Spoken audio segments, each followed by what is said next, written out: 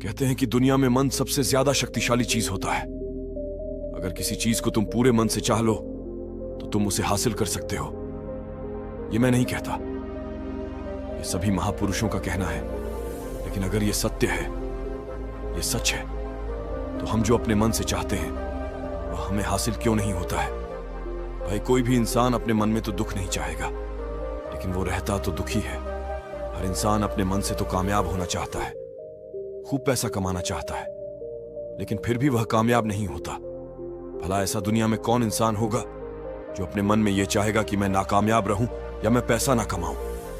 सोचने की बात है। तो इसमें दो चीज निकलकर सामने आती है। या तो वह महापुरुष गलत थे जिन्होंने यह बात बोली कि मन से चाहे हुई चीज हासिल हो जाती है, या फिर हम गलत हैं। आज की इस वीडियो में हम जो कहानी बताने वाले हैं उसमें आपको एक ऐसा मंत्र मिलेगा। उसे समझने के बाद आपको एक ऐसा मंत्र का पता चलेगा जिससे आप ये समझ पाएंगे कि अपने मन से कोई भी चीज कैसे करवाई जाती है, मन में किसी भी बात का बीज कैसे बोया जाता है। ये इस कहानी से आपको अच्छी तरह से समझ में आ जाएगा, और इससे आप यह भी समझ पाएंगे कि आकर्षण का नियम, लॉ ऑफ अट्रैक्शन, कैसे काम करता है। कहानी छोटी सी है लेकिन बहुत ही गहरी है। एक बार की बात है, एक आदमी के जीवन में सिर्फ दुख ही दुख थे। वह जो भी काम करता उस बेचारे का वह काम पूरा ही नहीं होता। घर में आता तो घर में कलेश बना रहता, किसी से कोई मदद मांगता तो कोई उसकी मदद नहीं करता। ऐसा लगता था कि चारों तरफ से उसके ऊपर दुख का पहाड़ टूट पड़ा है। उसे समझ नहीं आ रहा था कि मैं इन दुखों से कैसे पार पाऊं। वह दिन रात यही सोचता रहता था कि अपने दुखों से छुटकारा कैसे पाना है। इसी कारण से वह रात में सो भी नहीं पाता था। उसकी आंखों के नीचे बड़े बड़े काले घेरे बन गए थे, जो इस बात का प्रतीक थे कि वह आदमी कितना दुखी है और कितना चिंतित है। कभी कभी तो उसके मन में आत्महत्या करने के भी ख्याल आते थे, लेकिन अपने परिवार की चिंता करके वह यह कदम नहीं उठा पाता। वह इतना दुखी हो गया कि उसने निर्णय किया कि वह इन दुखों से छुटकारा पाकर ही रहेगा। इसके लिए चाहे उसे कितनी ही मेहनत करनी पड़े, कुछ भी करना पड़े, चाहे अंगारों पर चलना पड़े, लेकिन इन दुखों से छुटकारा हासिल करके रहेगा। ऐसे ही एक दिन उसने अपने मित्र से पूछा कि मैं अपने जीवन को कैसे सुधारें। उसके मित्र ने उसे बताया कि तुम किसी बाबा के पास जाओ। बाबाओं के पास ऐसा मंत्र होता है जिससे सारे दुख मिट जाते हैं, जीवन खुशियों से भर जाता है और धन संपदा भी हासिल होती है। तुम किसी ऐसे बाबा को ढूंढ लो, बस तुम्हारा काम बन जाएगा। उस आदमी के मन में यह बात पूरी तरह से पक्की बैठ गई कि कोई बाबा ही मेरा दुख दूर कर सकता, और इसीलिए उसे किसी भी बाबा के बारे में पता चलता तो वह उस बाबा के पास पहुंच जाता, उस बाबा को अपनी समस्या बताता और उससे उसका समाधान पूछता और कहता कि बाबा, मैं कुछ भी करने के लिए तैयार हूं, लेकिन मेरी इन समस्याओं से मुझे छुटकारा दिला दीजिए। आप जो कहेंगे मैं वह करूंगा, लेकिन मेरे जीवन को सुधार दीजिए बाबा। उसे कुछ टोने टोटके बताते थे करने के लिए, और बदले में दान दक्षिणा ले लेते थे कि यह टोना टोटका करने के बाद तुम्हारे घर में सुख शांति बनी रहेगी। बस इस टोटके को पूरी विधि के साथ करना। वह आदमी घर लौटकर पूरी विधि के साथ टोने टोटके करने लगा, लेकिन बहुत टोने टोटके करने के बाद भी उसके जीवन में कुछ बदलाव नहीं आया। इसके विपरीत उसका जीवन और ज्यादा दुखी हो गया। जो भी बाबा उसे टोना टोटका देता था, वह बदले में उससे दान दक्षिणा लेता था, जिससे उसका धन भी धीरे धीरे खत्म हो रहा था। इससे उसके जीवन में दुख और ज्यादा बढ़ गया। तब उसे लगा कि बाबाओं के पास जाने से तो मेरे जीवन में दुख कम होने की वजह बढ़ते ही जा रहे हैं, तो मुझे क्या करना चाहिए? बाबाओं के पास जाऊं या ना जाऊं? फिर एक दिन एक आदमी ने उसे बताया कि तुम अपने घर में किसी पंडित को बुलाकर हवन करवा लो। हवन होगा, घर शुद्ध हो जाएगा, कोई भी बुरी ऊर्जा होगी घर में तो वह घर से बाहर चली जाएगी। किसी पंडित को बुलाकर पूरे विधि विधान उसे मंत्र उच्चारण कराओ, हवन कराओ, जिससे घर में सुख शांति आए। उस आदमी के मन में यह बात बैठ गई और उसने एक पंडित को अपने घर पर बुलाकर हवन करवा दिया। हवन अच्छी तरह से संपन्न हुआ। बदले में पंडित ने भी अच्छी दान दक्षिणा ली और उसके बाद वह वहां से विदा हो गया। लेकिन कुछ दिनों के बाद उस आदमी को महसूस हुआ कि उसके जीवन में अभी भी कोई बदलाव नहीं आया है। अब वह आदमी पूरी तरह से दुखी हो गया और ज्यादा परेशान हो गया।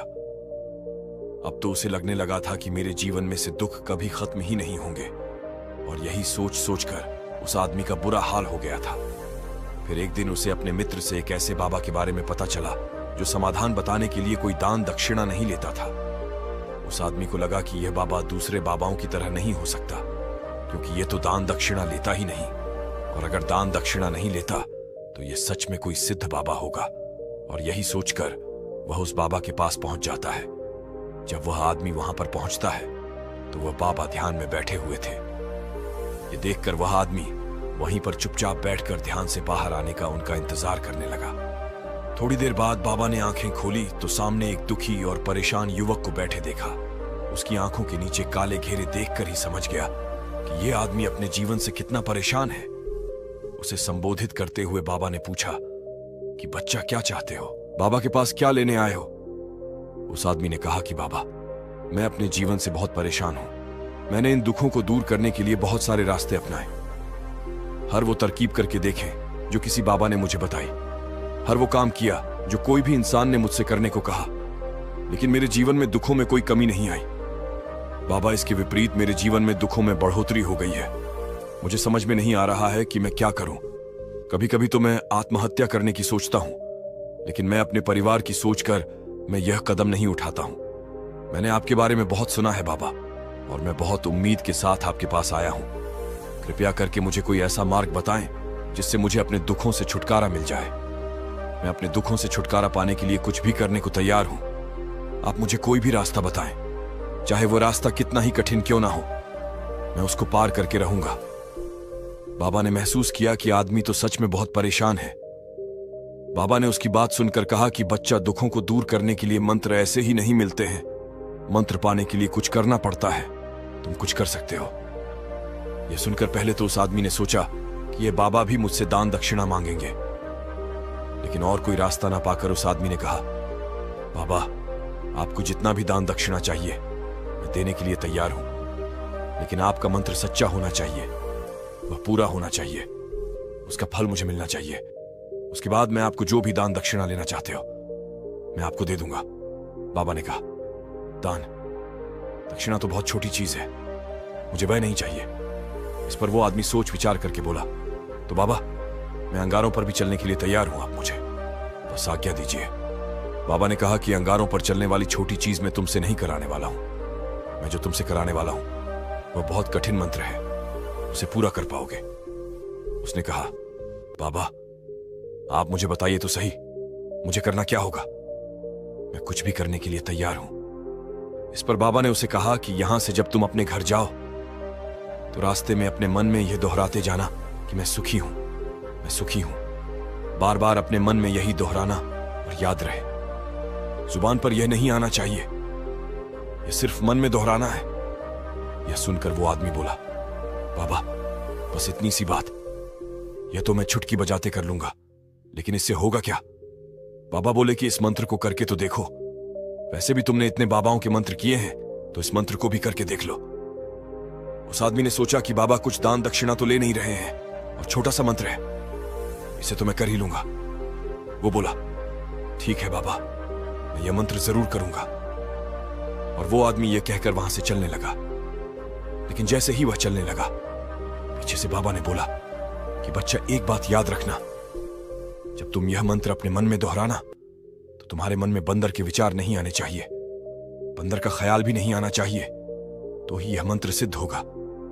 आदमी बोला, मुझे तो आज तक बंदर का कोई विचार नहीं आया, तो अब क्यों आएगा? आप चिंता मत करिए बाबा, मैं बस मन में यही दोहराऊंगा कि मैं सुखी हूं, मैं सुखी हूं। इसके अलावा बंदर का कोई भी विचार मेरे मन में नहीं आएगा। यह कहकर वह आदमी वहां से चल देता है। वह अपने मन में मैं सुखी हूं, मैं सुखी हूं, यह दोहराता हुआ थोड़ी दूर ही चला था कि उसके मन में अचानक बंदर का ख्याल आ गया। बंदर का ख्याल एक बार आया और चला भी गया। लेकिन उस आदमी ने सोचा, आज तक तो मुझे बंदर का कोई भी विचार नहीं आया, यह आज बंदर का विचार क्यों आ गया? और ऐसे करके उसने उस बंदर के विचार को पकड़ लिया और यह भूल गया कि मुझे क्या मंत्र दोहराना है, और वह बंदर के बारे में सोचने लगा। जब थोड़ी देर बाद फिर से उसे होश आया तो वह फिर से अपना वही मंत्र दोहराने लगा जो बाबा ने उसे बताया था। मैं सुखी हूं, मैं सुखी हूं। लेकिन अचानक से उसे एक बंदर दिखाई दिया और यह देखकर फिर से उसके मन में बंदर का विचार उठ गया। और यह देखकर वह इस विचार को बाहर फेंकना चाहता था और वह चाहता था कि मेरे अंदर किसी तरह से बंदर का विचार ना आए। लेकिन उसे तो सामने बंदर ही दिखाई दिया। ऐसे ही जद्दोजहद करते करते घर पर पहुंचा और घर पर पहुंचने के बाद अपनी पत्नी को कहा कि हे बंदरिया, मुझे खाने में बंदर परोस दो। और जब उसे एहसास हुआ कि उसने क्या बोल दिया तो वह अपने बाल नोचने लगा और दीवारों में सर मारने लगा कि आज तक मुझे बंदर का कोई भी विचार नहीं आया और आज मुझे यह क्या हो गया है कि मुझे हर जगह बंदर ही बंदर नजर आ रहे हैं। यह कैसी माया है। यही सोच सोचकर वह आदमी रात भर सो नहीं पाया। रात भर करवटें बदलते रहा और सुबह उठकर सीधे उसी बाबा के पास पहुंच गया और उसके चरणों में गिरकर कहा कि बाबा, पता नहीं क्या चमत्कार हो रहा है। आज तक मुझे बंदर का कोई विचार नहीं आया, लेकिन कल से जब से आपने मुझसे कहा कि बंदर का विचार नहीं आना चाहिए, तब से मुझे हर जगह बंदर ही बंदर नजर आ रहे हैं। उस आदमी ने कहा कि बाबा, मुझे तो आपके पीछे पेड़ पर बैठा बंदर केले खाते हुए दिखाई दे रहा है। यह हो क्या रहा है बाबा? यह सुनकर बाबा हंसने लगे। हाँ हाँ हाँ हाँ बच्चा, मन का जाल एक ऐसा जाल है जिसे समझ पाना इतना आसान नहीं है। बंदर तो तुम्हारे रास्ते में पहले भी आते थे। जब तुम मेरे पास आए थे तो इन्हीं पेड़ों पर ये बंदर घूम रहे थे, लेकिन तब तुम्हारे ध्यान में ये बंदर नहीं था। तब तुम्हारे ध्यान में सिर्फ दुख थे। इसके बाद बाबा ने उसे बताया कि बच्चा, हम जिस चीज से भी दूर भागना चाहते हैं वही चीज हमारे मन में बहुत गहरे में प्रविष्ट हो जाती है और हमारे अंतर्मन में समा जाती है। असल में हम जिस चीज से छुटकारा पाना चाहते हैं उसे छुटकारा इसीलिए पाना चाहते हैं कि वह हमारे साथ बहुत गहरे से जुड़ी हुई है और हम जितना ही उससे छुटकारा पाना चाहते हैं वह उतनी ही गहरी हमारे मन में बैठती चली जाती है और आखिरकार हमारे अंतर्मन में छा जाती है। ऊपर से तो हम चाहते हैं सुखी होना कि मैं सुखी हूं, सुखी हूं, हमारे होंठ भी यही बोलते रहते हैं, लेकिन हमारे मन में दुख समाये होते हैं। हमारे विचारों में हमारे मन में दुख ही दुख दिखाई देते हैं। इसीलिए अपनी जुबान से बार बार यह बोलने से कि मैं सुखी हूं, मैं सुखी हूं, हम सुखी नहीं होंगे जब तक यह मंत्र हमारे अंतर्मन में प्रविष्ट नहीं होगा। इस पर उस आदमी ने पूछा कि बाबा, लेकिन यह मंत्र हमारे अंतर्मन में प्रविष्ट कैसे होगा? यह सुनकर बाबा ने कहा कि बच्चा, अपने दुखों से लड़ना बंद कर दो। जब तक तुम अपने दुखों को दूर करने की सोचते रहोगे तब तक वो दुख तुमसे चिपके रहेंगे, तब तक वो दुख तुम्हारे अंतर्मन पर अपना राज बनाए बैठे रहेंगे। और जिस दिन तुम उन दुखों के बारे में सोचना ही छोड़ दोगे, उन दुखों से छुटकारा ही नहीं पाना चाहोगे, उसी दिन से तुम्हारे जिंदगी से दुख गायब हो जाएंगे। क्योंकि किसी भी चीज से छुटकारा पाने के लिए हमें उस चीज के बारे में सोचना पड़ता है और हम जितना ही उस चीज के बारे में सोचते हैं वह उतनी ही गहरी हमारे मन में प्रविष्ट होती चली जाती है। हम अधिकतर समय दुखों के बारे में ही सोचते हैं। हम यही सोचते हैं कि हमारे जीवन में दुख है और हमें इससे छुटकारा पाना है। इसी वजह से बार बार सोचने से वो दुख हमारे अंतर्मन में प्रविष्ट हो जाते हैं और हमें एहसास भी नहीं होता।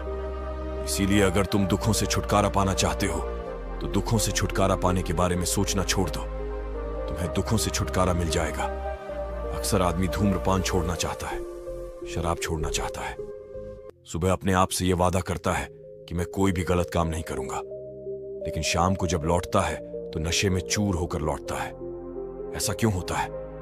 जो हम सोच रहे हैं वह पूरा कर ही नहीं पा रहे हैं। असल में हम उस चीज को बहुत ज्यादा तवज्जो दे रहे हैं, उस चीज को बहुत ज्यादा अहमियत दे रहे हैं। जब भी हम उस चीज को छोड़ने के बारे में सोचते हैं तो हम उसकी इंपॉर्टेंस यानी कि विशेषता और ज्यादा बढ़ा देते हैं। हमारा मन उस चीज के बारे में जितना ज्यादा सोचेगा, शराब या धूम्रपान छोड़ने के बारे में जितना ज्यादा सोचेगा, हमारा मन उतना ही उस चीज के पीछे ज्यादा भागेगा। हमें उस चीज से लड़ना नहीं है, बल्कि बिना सोचे गुजर जाना है। और अगर हम इस मंत्र को समझ लेते हैं तो हम अपने जीवन में जो भी पाना चाहते हैं उसे अपने अंतर्मन में डाल सकते हैं। और एक बार वो लक्ष्य हमारे अंतर्मन में बैठ जाता है तो फिर सफलता पाने में कोई समस्या नहीं आती, कोई दिक्कत नहीं आती। तो दोस्तों,